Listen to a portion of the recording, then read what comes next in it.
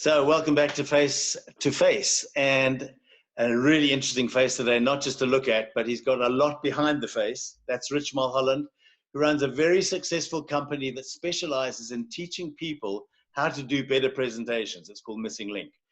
And Rich and so Missing Link and Famous Faces are collaborating to do some presentations together and to enable the technical side. Correct me if I'm wrong. You'll stop me if I'm wrong, right, Rich? So we're collaborating with you because you know not only all the technical stuff which will ensure a successful delivery of a speaker into a screen as opposed to onto a stage.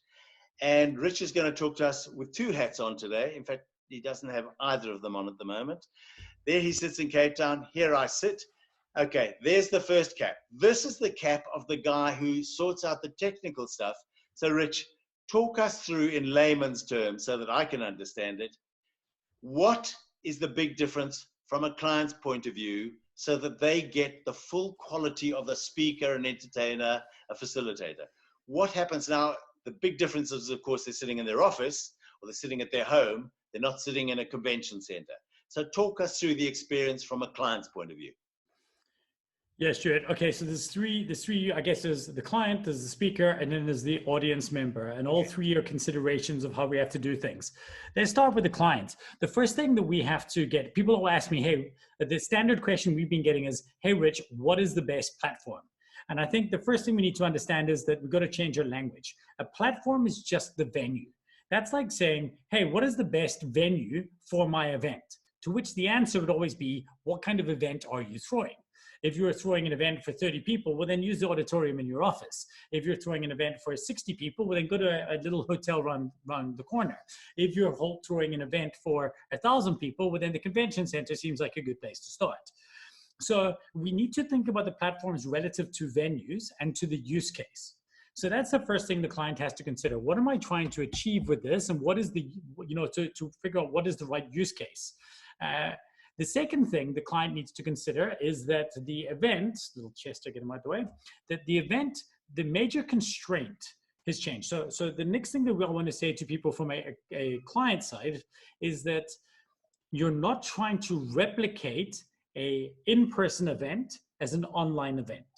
What you're trying to do is to fulfill the same objectives that your in-person event had online.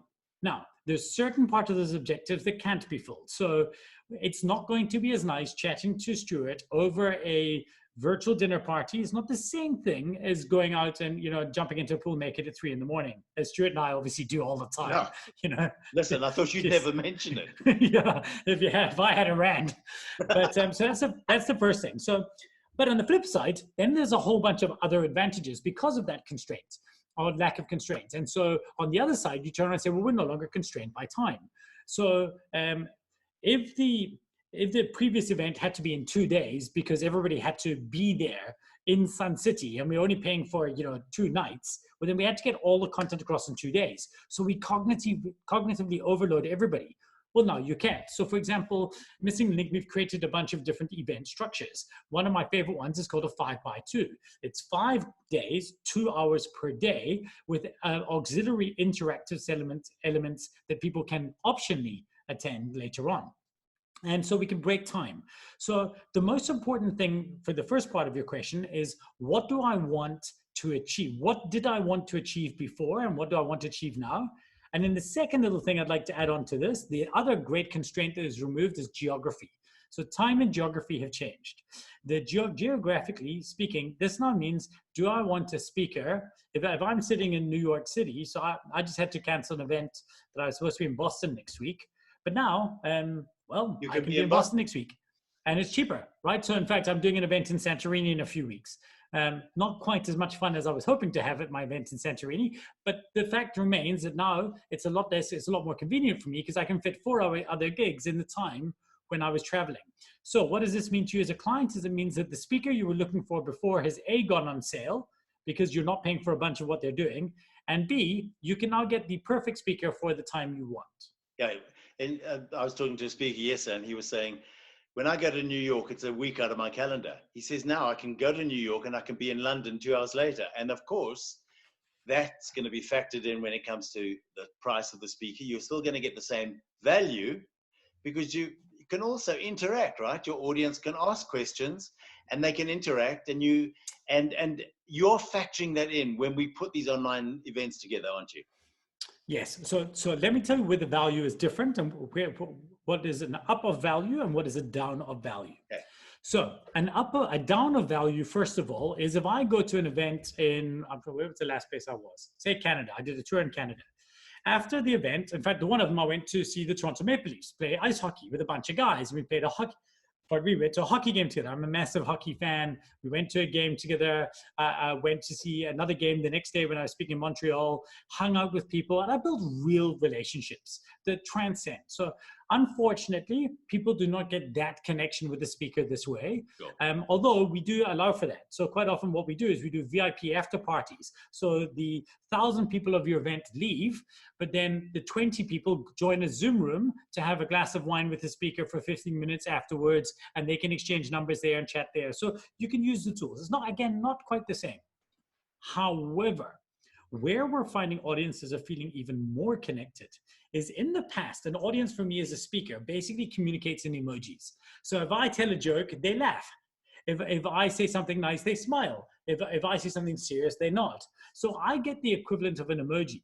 Whereas without the benefit, though, of having the live audience reaction, which is tough. Must be. No, I'm saying, though, in a live audience, I'm basically getting live feedback, but all I'm getting is emotion. So I'm getting laughter, smiles, right? And sad face. Like if it's a sad bit of a story, I can see somebody crying. Like I'm getting essentially emotions that can be communicated back. You know, I see a couple hundred people. All of a sudden, what has changed in the online space that I'm finding deeply exciting as a speaker is audiences are now chatting to me inside the talk. So I will drop a quote and I'll say something like, you know, a bend in the road is only fatal if you forget to turn, which is a quote I heard a few weeks ago. And then people are like, dude, I love that quote. That's amazing. I'm blah, blah, blah. Who said this? Instant or I'll talk resonation. about. Right. So I'm now having a conversational interaction with an audience that I've never had before. So it's also collaborative. So I might say something like, the other day I was on a talk and I was saying, guys, that book by Malcolm Gladwell, the one in which it started off with a story about the hush puppies, and then it went, you know, and then remember the title. Tipping point, and then somebody shares a link to where you can get it on Amazon, and then somebody shares a link to Malcolm Gladwell, you know, so the audience becomes co-contributors to the point that now you'll see, if you see me speaking online, I have areas in which I've designed them to have comment storms so that, Chester's a part of everything these days. Okay. So that I've actually even got a little hidden icon on my slide that you will notice if you're looking for it, which is a speech bubble with rain to remind me to ask the audience for something at this point. So that I get them chatting again.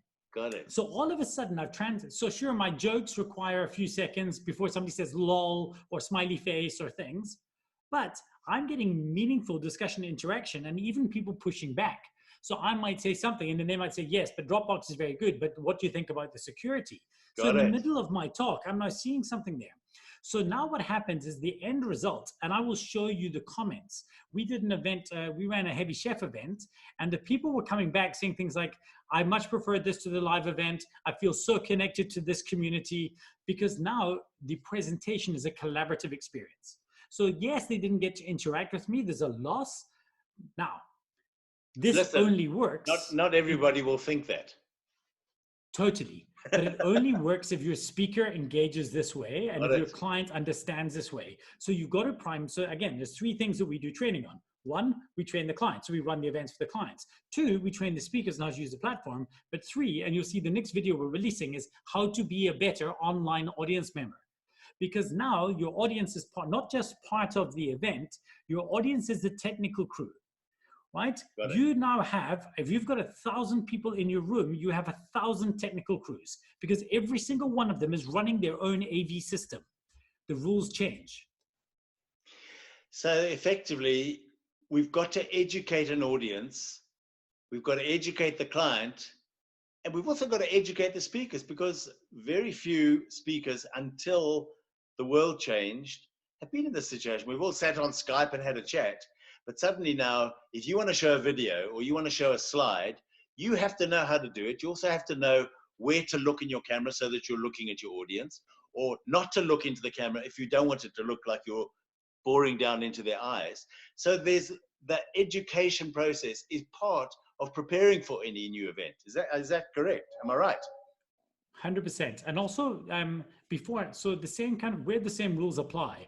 When I go to a speaking event, and Stuart, you know this, if I send a tech writer, the audience will say to me, I always say that I must run with my slides, because this is my clicker and I can draw on my screen, with my screen on the lectern beside me. And the reason for that is I want to see my next slide. Now, most clients will say, no, you must send us a presentation beforehand, and I just refuse. And the reason is I want to set myself up for success, because I know that the customer is paying for me to do the best job I can for their audience. The same rules apply online. The amount of times I've seen speakers just they arrive and go, okay, let me just share my screen quickly. Yeah, no, Sorry guys, I'll be with you 1 second. Come on, do better. I went and I've researched what tools should I use that still allow me to have my slides and still allow me to see my preview monitor, my own material, my next slide that's going, and build that whole thing up that way. So you've got to still set yourself up for victory. And second of all, you've now got to allow for the fact that your audience, you have to draw them back in. So you have to change your phrasing. There's a whole bunch of different techniques. Also, even the way you speak to people. When now this Rich, is hold on a sec. My 2:30's just arrived. Don't go away. I'm just going to put us on pause. Okay, I'm back. Where were we? So important that everybody gets educated. You don't end up with a speaker saying, where am I? Oh, that's me. Aren't I the wrong way around? So that's what Missing Link's going to do with us at our events. And you're offering the same service to any client who wants to come in and learn how to take it online, right? For sure. But again, a lot of the stuff is just figuring this out. Like, again, and just to, from the speaker point of view, just trying to make the most out of this and to say, well, if this was better than before, what would I have to do to make that so? And then trying to treat like, what can I do now that I couldn't do in the past? And use this not as a bad facsimile of a live event or of an in-person event, but as an actual enhanced version of an online event. And so we must come in with the mindset that how can I use the tools I now have to do things that I couldn't have done before, and then build on from there. Yeah, and I think the big point that you make is it's very different now for the speaker, because now you're just not going along with an off-the-shelf product. Now you're looking at what their objectives are and trying to meet those objectives exactly, as opposed to, well, this is the talk I've got, I hope you'll go along with it. I mean, you and I have talked for years about how many talks we should have as a speaker. And I think this is fantastic, because now, if you find that there's a trend from the audience and everyone wants to know now, is that your own nose? Suddenly you're going to see that you're going to have to divert, because there are people who want to know the answer to something. And also, now that screen sharing and things like this is so much easier, we can actually go and find things and say, well, let me just show you something quickly, and jump onto Google and share things. So there's a lot more things at your disposal that you can now do that you couldn't do before. That's brilliant. Okay, before I go, I wasn't really looking at your nose when we were last bathing naked together, but is that your own nose? This is my own nose. Rich, thank you for enlightening us. We're looking forward to working with you on our speaker showcase. We'll send out more information on that in the next couple of days. And thanks for your time. Really good to get some of the background. Thank you. Always great to chat. Cheers. Bye-bye.